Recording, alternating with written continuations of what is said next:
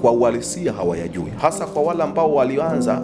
Nilitamani sana, kwa sababu nilikuwa na mdogo wangu ambaye anaanza mwaka wa kwanza, nilitamani nimwandikie ayajue, ili mahali ambapo sisi tulikosea, mahali ambapo wengine walikosea, yeye asiweze kukosea tena. Kwa hiyo hiyo ndio safari yangu ya kwanza ya kuandika, na ndicho nilipoanza kitabu hicho cha kwanza. Yes, ni mambo yapi hasa ambayo wanachuo hawayajui? Kwanza, miongoni mwa zile kweli 100, kweli ya kwanza nilisema au niliyoandika, chuoni ni kiwanda pekee kinachozalisha malighafi, yani kinapokea malighafi ambayo ndiyo mwanafunzi anakuwa kama raw material. Anakuja kama raw material ambaye hana kitu kichwani anavyo, lakini bado hajazalishwa. Lakini hapa chuoni ndipo anakuja kuzalishwa bidhaa ambayo hiyo bidhaa baada ya kumaliza chuo itadetermine yeye ni valuable au ni nani valuable au ni valuable, yani ni wa thamani au si wa thamani. Unajua kuajiliwa ni wewe mwenyewe, una vitu gani ambavyo vinakushawishi.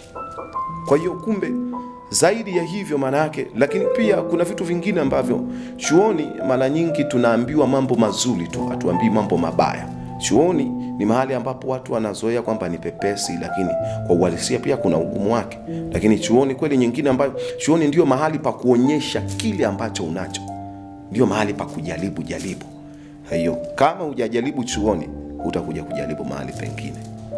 Mambo yapi ambayo unahisi ni magumu na umeandika kwenye hicho kitabu chako cha kwanza, In the University Life? Mambo magumu ambayo yanasumbua sana vijana wanachuo ni katika eneo la mahusiano. Eneo la mahusiano ni eneo ambalo ni very critical. Nimeelezea kwa kina, lakini sana kwa lengo la kuwapa uelewa zaidi kwamba kijana atakapoanza kujihusisha katika mahusiano.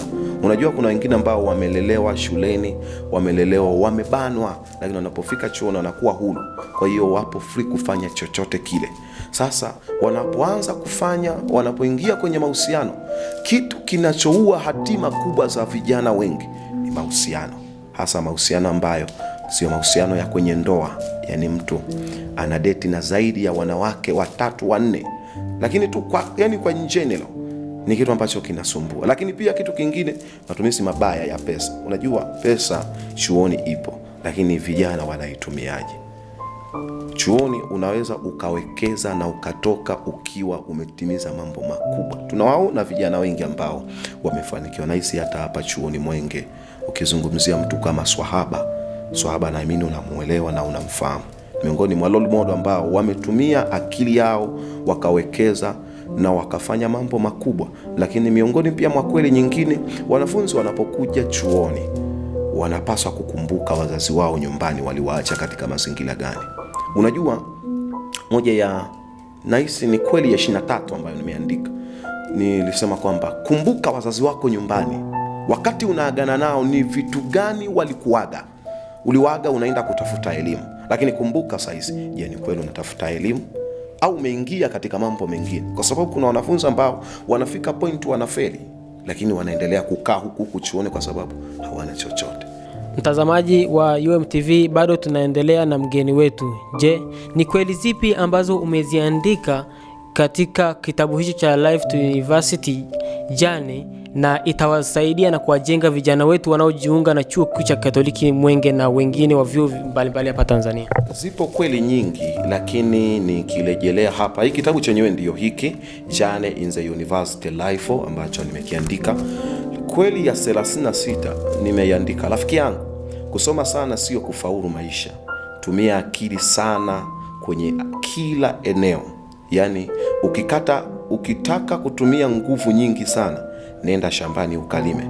Lakini ukitaka kutumia akili nyingi, nenda wapi? Nenda shuleni.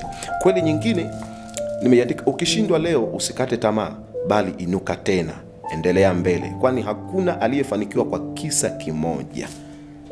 Hiyo ni kweli nyingine ambayo ni kweli ya 37. Lakini kweli nyingine ambayo nimeiandika kuhusiana na, ngoja nirejelee hapa, nije kweli ya 23.